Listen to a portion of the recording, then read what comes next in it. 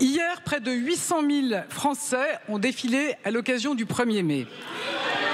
La très grande majorité des manifestations s'est parfaitement déroulée et je veux saluer l'esprit de responsabilité des organisations syndicales et l'engagement des préfets et des forces de l'ordre pour garantir la liberté fondamentale de manifester et préserver la sécurité des cortèges.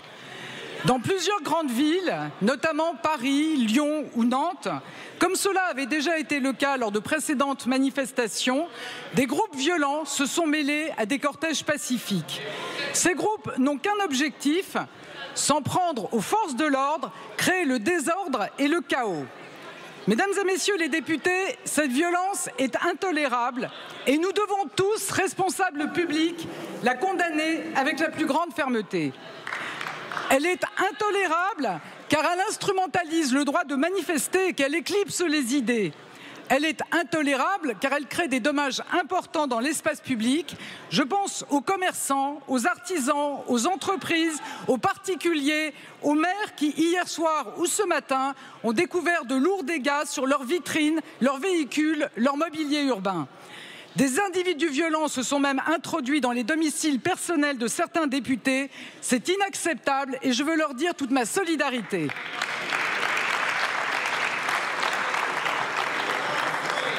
Ces violences sont intolérables, enfin, car elles causent des blessures. Elles mettent en danger les manifestants et certains ont malheureusement été blessés. Elles ont surtout pour cible les forces de l'ordre. Hier,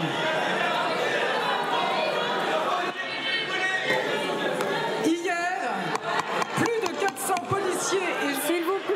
S'il vous plaît, seule Madame la Première ministre a la parole. Merci de l'écouter. Merci de l'écouter. Hier, plus de 400 policiers et gendarmes ont été blessés, dont certains grièvement. Les images que nous avons vues, notamment celle d'un policier brûlé par un cocktail Molotov, sont insupportables et illustrent qu'un nouveau palier a été franchi dans la violence. Avec vous, je veux dire de nouveau tout mon soutien et celui de mon gouvernement à nos forces de sécurité intérieure. Mesdames et messieurs les députés, dans notre pays, on peut légitimement exprimer sa colère ou son désaccord sur la voie publique. Mais on ne peut pas s'en prendre à l'intégrité physique des femmes et des hommes qui, par leur uniforme, incarnent la République et nous protègent.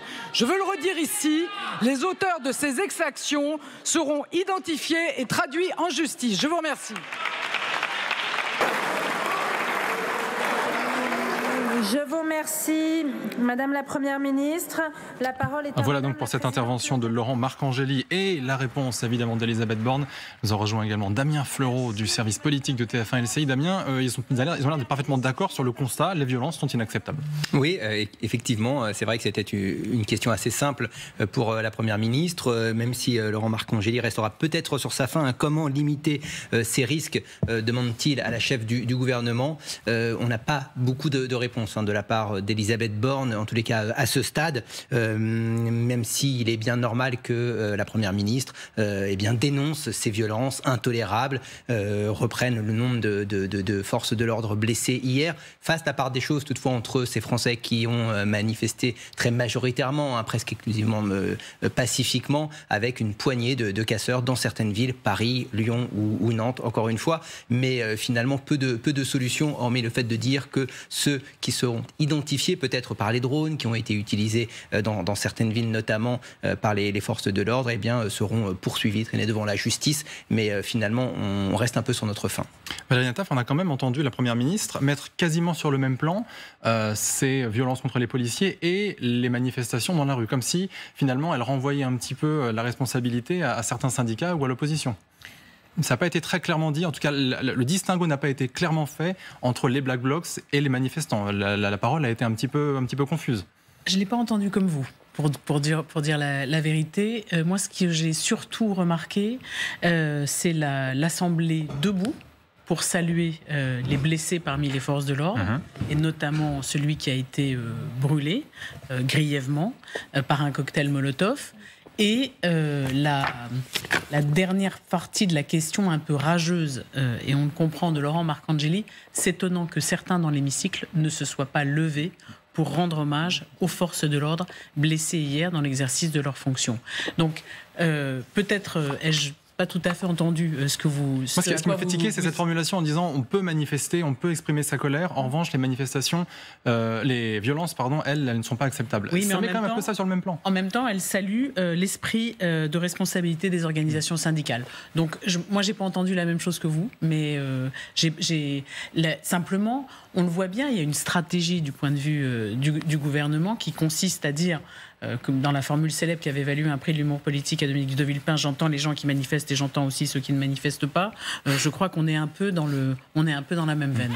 Et on peut juste, pour terminer, ajouter que effectivement, Marc Angeli a fait se lever presque la totalité des députés présents aujourd'hui, même si les bancs étaient un peu clairsemés. Et à gauche, effectivement, on a vu que les députés du groupe GDR, donc les députés communistes, s'étaient levés, moins ceux, a priori, du groupe de la France Insoumise. Certains étaient levés. On a vu Mathilde Panot debout et d'autres se sont levés, mais visiblement pas tous.